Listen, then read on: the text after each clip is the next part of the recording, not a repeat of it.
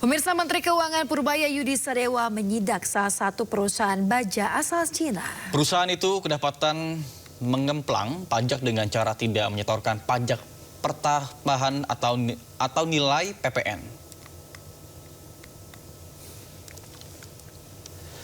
Setibanya di salah satu perusahaan industri baja di Kabupaten Tangerang, Banten, Menteri Keuangan Purbaya bersama dengan Dirjen Pajak Bimo Wijayanto langsung mengecek area pabrik baja yang ditenggarai menggemplang pajak.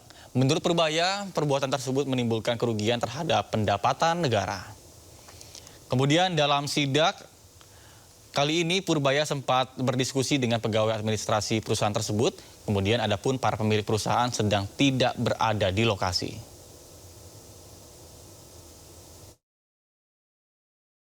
Beberapa puluh nama perusahaan, mungkin sekitar 30-40 yang melakukan praktek seperti ini, yang mereka menjual langsung ke klien tanpa PPN.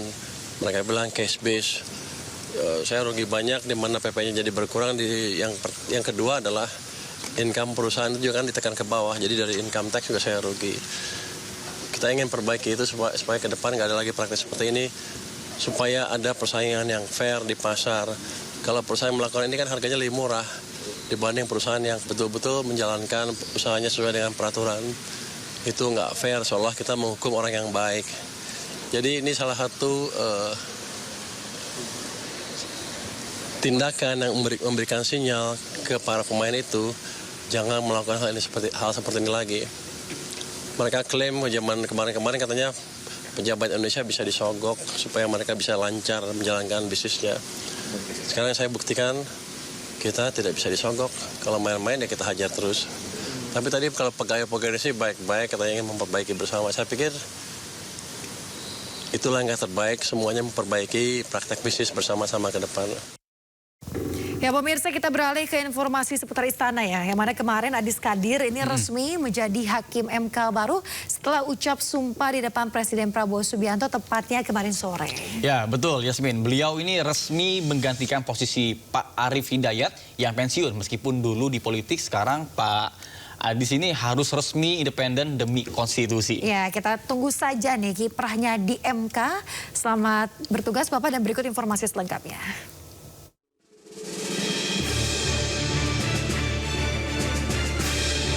Presiden Prabowo Subianto resmi melantik Adis Kadir sebagai Hakim Konstitusi di Mahkamah Konstitusi atau MK. Adis Kadir menggantikan posisi Arief Hidayat yang telah memasuki masa pensiun. Adis dilantik Presiden Prabowo setelah rapat paripurna DPR menyetujui dirinya sebagai Hakim MK. Tugasnya adalah tanggal 5 Februari menjaga konstitusi, menafsir konstitusi, dan menjaga ideologi negara. Jadi sesuai dengan undang-undang inilah yang harus nanti saya laksanakan di sana. Selain Hakim MK, Presiden Prabowo juga melantik Wakil Menteri Keuangan Yuda Agung. Yuda Agung menggantikan posisi Wamenke sebelumnya, Thomas Jiwandono. Tapi intinya dari Presiden bahwa untuk mendorong pertumbuhan ekonomi, mencapai program-program pemerintah yang sudah dicanangkan, tentu saja perlu koordinasi antara kebijakan fiskal dan kebijakan moneter, dan juga tentu saja kebijakan di sektor real, sehingga ini menjadi efektif di dalam upaya kita untuk mendorong pertumbuhan ekonomi ke depan. Sebelumnya posisi Wakil Menteri Keuangan kosong pasca Thomas Jiwandono berpindah tugas menjadi Deputi Gubernur Bank Indonesia.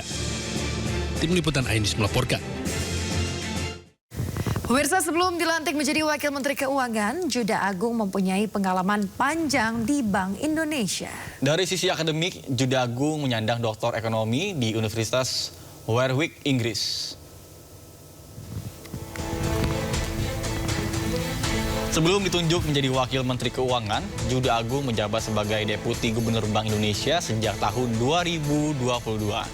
Dirinya mengundurkan diri dari Deputi Gubernur BI pada 13 Januari 2026 yang lalu. Di internal BI, Yuda Agung bukan figur baru karena memulai karir sebagai ekonom.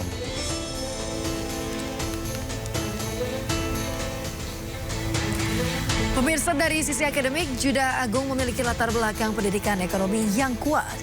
Ia meraih gelar sarjana ekonomi dari Universitas Indonesia. Ia juga menyelesaikan S2 dan S3 di bidang ekonomi di Universitas Warwick, Inggris.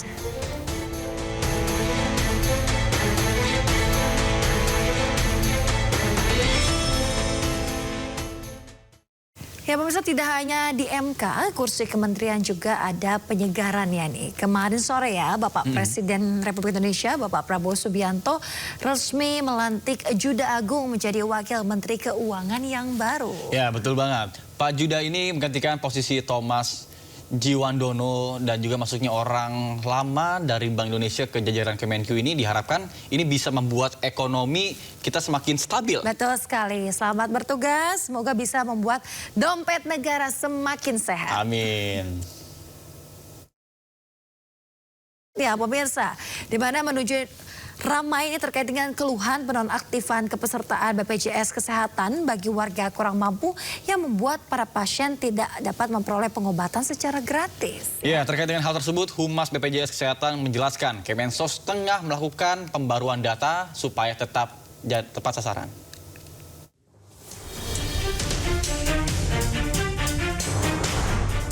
Belakangan banyak penerima bantuan iuran jaminan kesehatan PBIJK BPJS Kesehatan yang mendapati status kepesertaannya tiba-tiba tidak aktif. Akibatnya layanan kesehatan gratis yang bisa mereka peroleh tidak dapat digunakan, salah satunya adalah pengobatan atau tindakan cuci darah. Komunitas Pasien Cuci Darah Indonesia KPCDI menerima ratusan pengaduan pasien gagal ginjal yang kehilangan akses pengobatan karena status kepesertaan BPJS Kesehatan PBIJK mereka dicabut. Diketahui kebijakan penonaktifan itu dilandasi surat keputusan Menteri Sosial nomor 3/HUK/2026 yang berlaku per 1 Februari 2026. Terkait hal itu, Humas BPJS Kesehatan Rizky Anugrah menjelaskan secara jumlah total peserta PBIJK sama dengan jumlah total peserta PBIJK bulan sebelumnya. Pembaruan data PBIJK dilakukan secara berkala oleh Kemensos supaya tepat sasaran.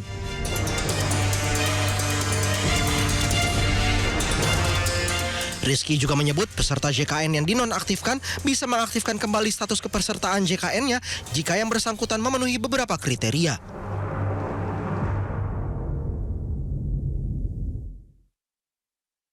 Pemirsa, Menteri Kesehatan Budi Gunadi Sadikin buka suara soal pasien cuci darah tak bisa berobat menggunakan BPJS. Menkes Budi akan berdiskusi dengan Kemensos dan juga BPJS mengenai teknis reaktivasi bagi pasien BPJS penyakit kronis. Ada alternatifnya sedang dibicarakan antara Kementerian Sosial dengan BPJS. Cuma saya tidak paham teknisnya seperti apa ya, tapi saya sudah terinformasi sudah ada diskusi antara BPJS dan Kementerian Sosial. Bisa nanti ditanyakan ke BPJS. Pemirsa, status aktif atau tidaknya kepesertaan BPJS Kesehatan sangat penting diketahui agar peserta tetap bisa mengakses layanan kesehatan tanpa terkendala. Dan berikut beberapa kanal resmi untuk cek status BPJS Kesehatan secara online. Pertama, aplikasi mobile JKN unduh terlebih dahulu di Play Store. Dan setelah berhasil dibuka, lakukan pendaftaran melalui NIK KTP. Setelah berhasil login, pilih info peserta untuk mengetahui apakah BPJS Kesehatan aktif atau tidak. Kedua, WhatsApp BPJS Kesehatan. Pengecekan melalui nomor fitur layanan pendawa di nomor 0811 8165 165. Kemudian ketiga, hubungi call center 165 dari ponsel Anda. Ikuti instruksi dari operator atau pilihan menu yang muncul untuk layanan cek status kepesertaan.